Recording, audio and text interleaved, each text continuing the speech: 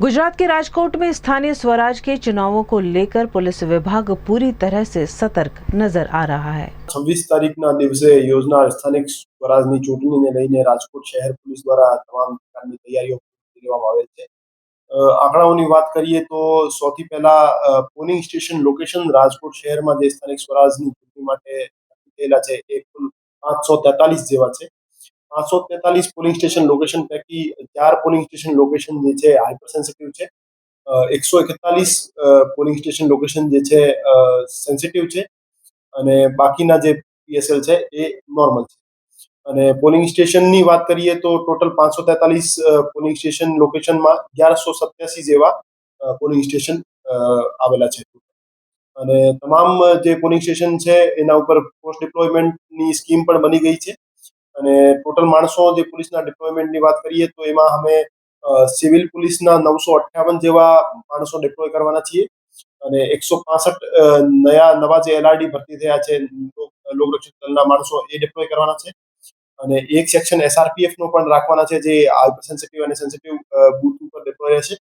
અને આ સિવાય 1371 જેવા હોમગાર્ડ અને જીઆરડી ત્યાં ડિપ્લોય કરવામાં આવશે. આ રીતે 2000 કરતા વધુ પોલીસ જવાનોનો ચુસ્ત બંદોબસ્ત ચૂંટણીને લઈને રાજકોટ શહેર પોલીસ દ્વારા ગોઠવવામાં આવ્યો છે.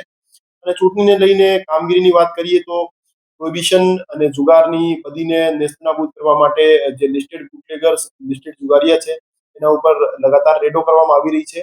અને આ રેડ્સ દરમિયાન પ્રોહિબિશનમાં 280 કરતા વધારે કેસીસ અમે દાખલ કર્યા છે જે દેશી દારૂના છે. આની સાથે સાથે 90 જેવા કેસીસ ઇંગ્લિશ દારૂના અમે દાખલ કર્યા છે. અને ટોટલ વાત કરીએ તો 70 લાખ કરતા વધારે કિંમતનો દારૂ આચારસંહિતા દરમિયાન પકડવામાં આવેલ છે. અને જુગારની વાત કરીએ તો 78 જેવા કેસીસ જેમાં 173 જેવા આરોપી છે એ જુગારના કેસીસ કરીને અમે જેલ હવાલે કર્યા છે. આ સિવાય અટકાયતી પગલાંની કામગીરી પણ જોરશોરથી ચાલી રહી છે. તમામ પોલીસ સ્ટેશનમાં અટકાયતી પગલાં જેવા બીએનએસએસની વેરિયસ સેક્શન્સ, પ્રોહિબિશનની સેક્શન 93 અને પાસા તડીપાર જેવી કાર્યવાહીઓ ચાલુ છે. ટોટલ રાજકોટ શહેર પોલીસમાં આજ દિવસ સુધી આચાર સંહિતા દરમિયાન 21 જેવા પાસા મંજૂર કર્યા છે અને 5 જેવા હદપાર પ્રપોઝલ છે એ પાસ કર્યા છે. આની સાથે સાથે 2500 કરતા વધુ માણસો વિરુદ્ધ અટકાયતી પગલાં લીધેલ છે જેથી શાંતિપૂર્ણ રીતે ઇલેક્શનનો આયોજન કરી શકાય. અને આની સાથે સાથે જે વાહન ચેકિંગ અને ચેકપોસ્ટ અમે ડિપ્લોય કરી છે 8 જેવી ચેકપોસ્ટ છે જે સિટીના અલગ અલગ એરિયાઝમાં છે અને એમાં જે પણ વાહનોમાં ઇલીગલ વસ્તુઓનો હેરાફેરી થતી હોય છે એને પેડ કરવા માટે અમે 24/7 ચેક ચાલુ કરી છે. અને આ સિવાય સંવેદનશીલ અને અતિ સંવેદનશીલ એરિયા છે ત્યાં એરિયા ડોમિનેશન માટે અમે ફૂટ પેટ્રોલિંગ અને ફ્લેગ માર્ચ પણ આયોજિત કરી છે. અને તમામ જે હથિયાર ધારક લાયસન્સ ધારક હથિયાર હતા એ અમે રાજકોટ શહેરમાં જમા લીધેલ છે જેને મુક્તિ પાત્રતા એને મુક્તિ આપવામાં આવેલ છે. તો એ રીતે રાજકોટ શહેર પોલીસ દ્વારા શાંતિપૂર્ણ અને નિષ્પક્ષ રીતે ચુનાવનું આયોજન થાય એની માટેની પૂર્ણ તૈયારીઓ પૂરી કરી લેવામાં આવેલ છે અને અમે કોન્ફિડન્ટ છીએ કે અમે શાંતિપૂર્ણ રીતે ચૂંટણીનું આયોજન કરીશું. ઓવરઓલ ચૂંટણીનો સુપરવિઝન માનનીય સીપી સર બ્રજેશકુમાર ઝા સરનો રહેશે. આની સાથે સાથે ચૈતન્ય મંડલિક સર જે એડિશનલ સીપી સર છે એ પણ સુપરવાઇઝ કરશે.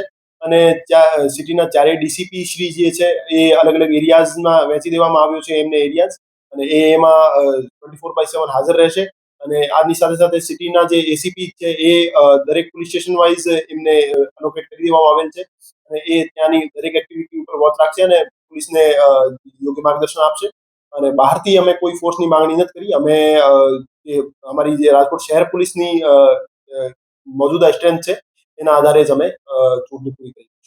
સંવેદનશીલ અને અતિ સંવેદનશીલ જે એરિયા છે અને આ સિવાય જ્યાં જ્યાં પણ પ્રોહિબિશન અને બીજી ઇલીગલ એક્ટિવિટીઝ થવાની અમારી પાસે ઇનપુટ છે ત્યાં એસઓજી દ્વારા ડ્રોન દ્વારા ચેકિંગ પણ હાથ ધરવામાં આવશે.